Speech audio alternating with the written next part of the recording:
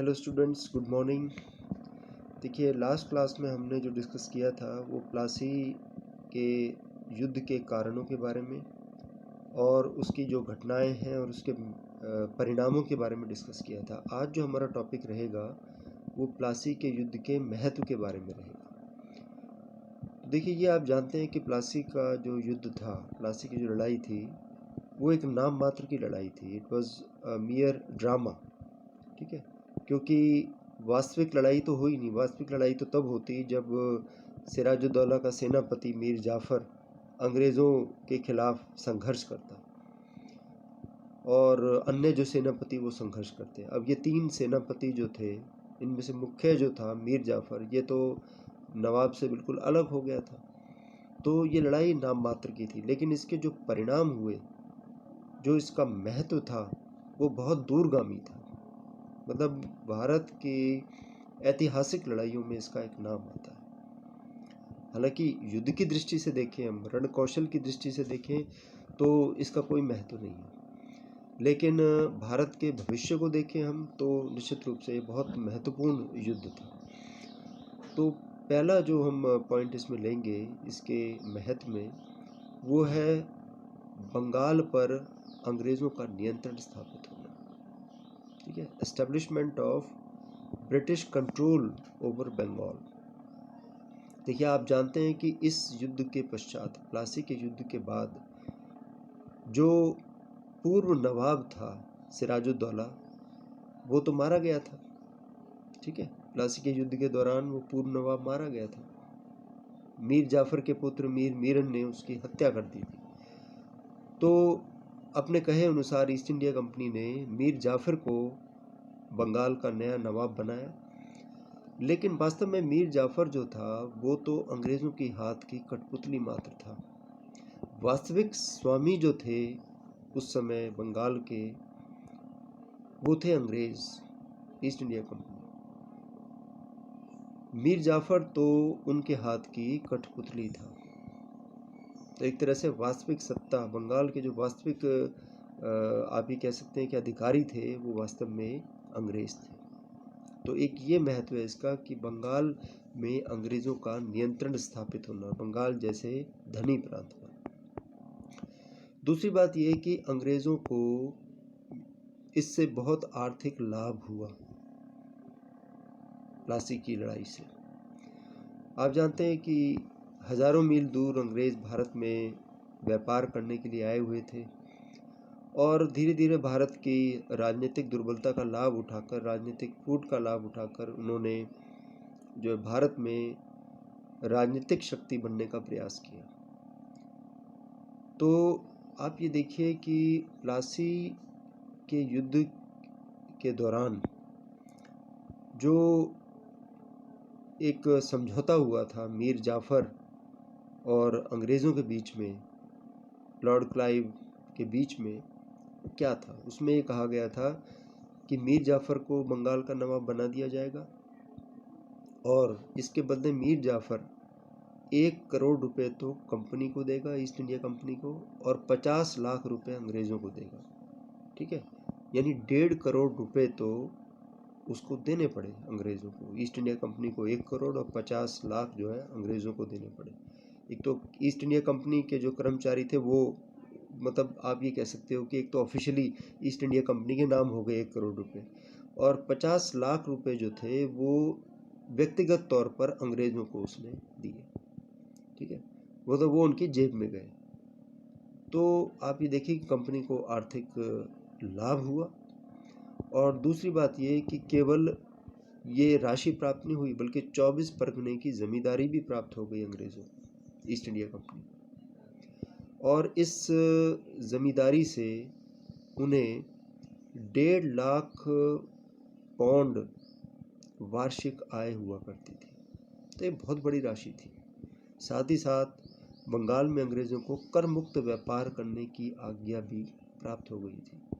तो इससे क्या हुआ कि कंपनी की आर्थिक दशा में बहुत सुधार आया और आगामी समय में वो एक भारतीयों के खिलाफ एक शक्तिशाली सेना जो है तैयार करने में सफल रहे। ठीक है, इसके बाद तीसरा जो महत्व हम पढ़ेंगे वो है भारत की विजय का मार्ग तैयार होना।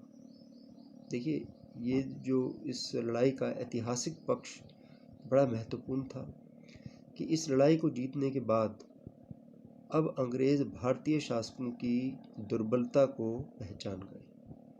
उन्हें ये स्पष्ट हो गया कि सत्ता का लालच देकर उनको अपनी ओर या अपने पक्ष में किया जा सकता है।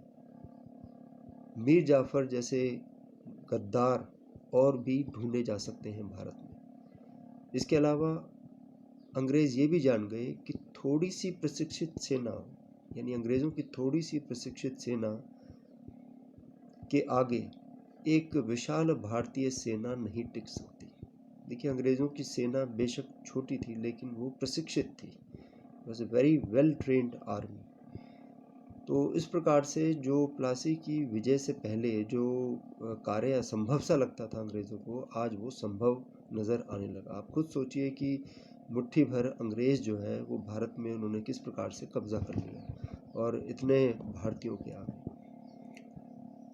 चौथा जो महत्व है कि इसने ईस्ट इंडिया कंपनी के गौरव को बढ़ा दिया। देखिए, ईस्ट इंडिया कंपनी आप सब जानते हैं कि किस उद्देश्य से भारत में आई थी, व्यापार करने के लिए। दे वर मियरली ट्रेडर्स, लेकिन तरक्की करते हुए वो धीरे धीरे एक राजनीतिक शक्ति भी बन गई। देखिए, प्लासी के युद्ध का एक महत्वपूर्ण प्रभाव ये पड़ा, एक महत्व ये था कि इस युद्ध के पश्चात अंग्रेज़ भारत में केवल व्यापारिक शक्ति नहीं बल्कि राजनीतिक शक्ति बन गई।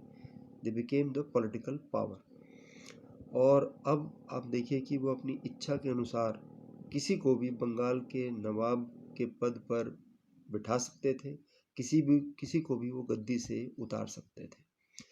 तो इस कारण जो है, देखो, बहुत सी यूरोपीय कंपनियां थीं, डच भी थे, फ्रांसीसी भी थे, डेन्स भी थे, ठीक है, फ्रेंच भी थे, लेकिन ईस्ट इंडिया कंपनी का जो सम्मान है वो बढ़ गया क्योंकि उसने बंगाल पर अधिकार कर लिया और वो राजनीतिक शक्ति बन गई। और देखिए, अगला जो पॉइंट है कि बंगाल ने अंग्रेजों और फ्रांसीसियों के मध्य निर्णायक भूमिका निभाई। देखिए, प्लासी की लड़ाई के कारण जो अंग्रेजों को अपार धनराशि मिली, उससे वो फ्रांसीसी शक्ति का मुकाबला करने में सफल हुए। मैं आपको बता दूं कि 1760 में एक बैटल हुआ था जिसको कहा जाता है बैटल ऑफ वॉन्डीबॉश। वॉन्डीबॉश के युद्ध में अंग्रेज़ों ने फ्रेंच को कॉम्प्रिहेंसिवली डिफीट कर दिया था, ठीक है। तो इसके अतिरिक्त भौगोलिक पक्ष से बंगाल की स्थिति बहुत महत्वपूर्ण थी।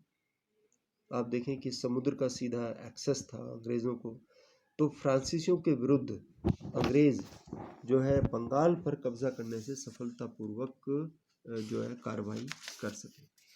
तो इस प्रकार से इस लड़ाई के बारे में कहा जाता है कि कोई भी लड़ाई ऐसे नहीं हुई, ऐसी कोई भी लड़ाई नहीं जिसके परिणाम इतने विशाल हैं, इतने तत्कालिक रहे या इतने स्थायी रहे हों जितने कि प्लासी के युद्ध के।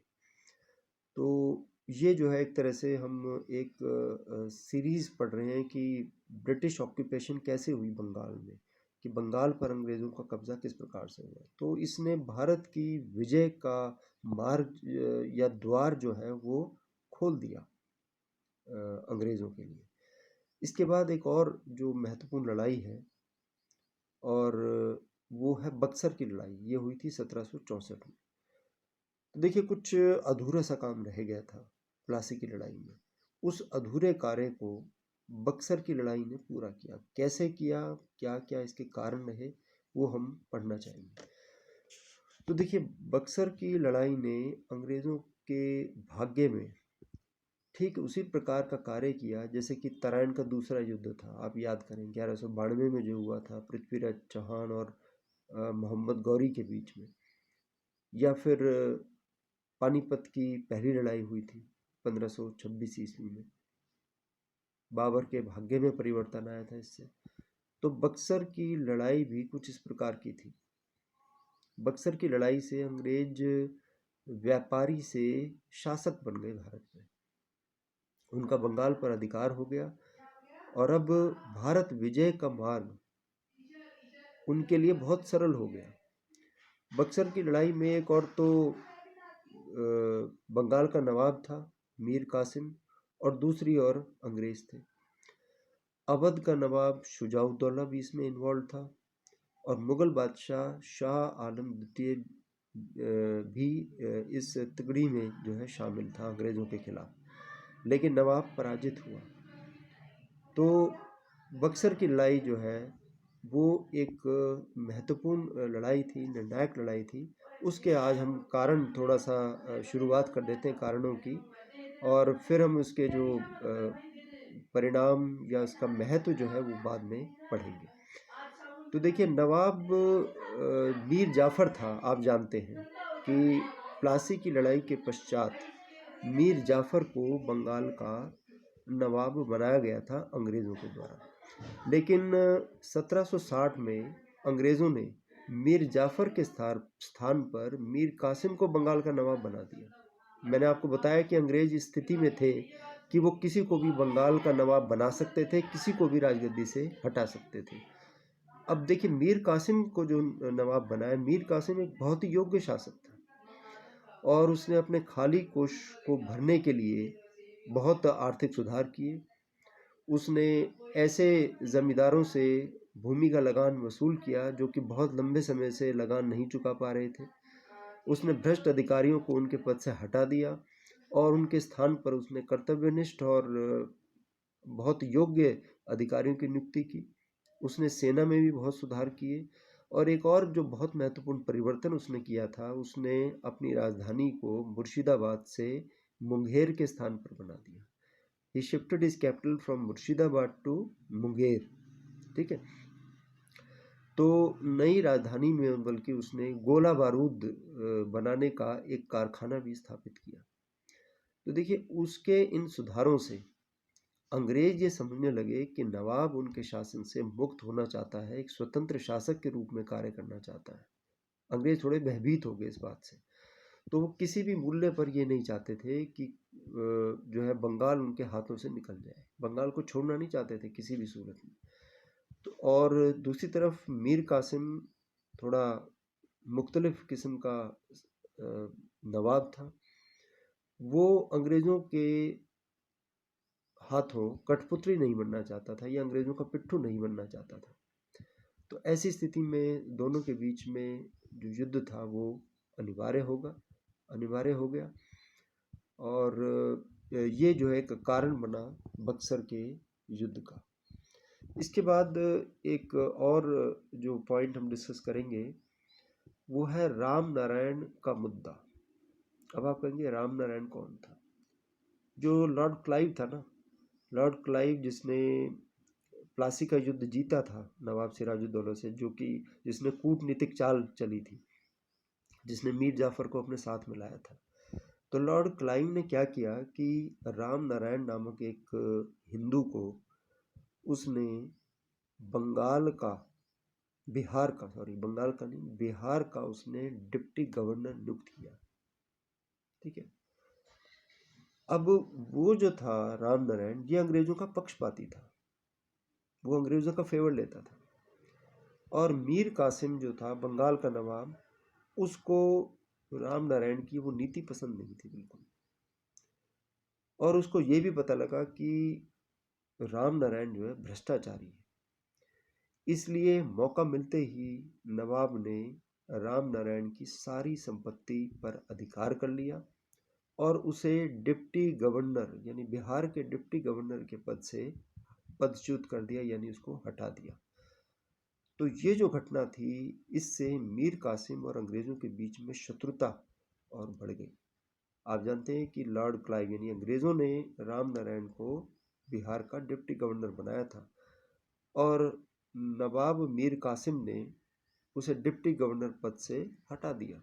तो ये संघर्ष का कारण बना अंग्रेज़ों और मीर कासिम के बीच में। बाकी जो पॉइंट्स हैं वो फिर हम अगली क्लास में डिस्कस करेंगे। Thank you.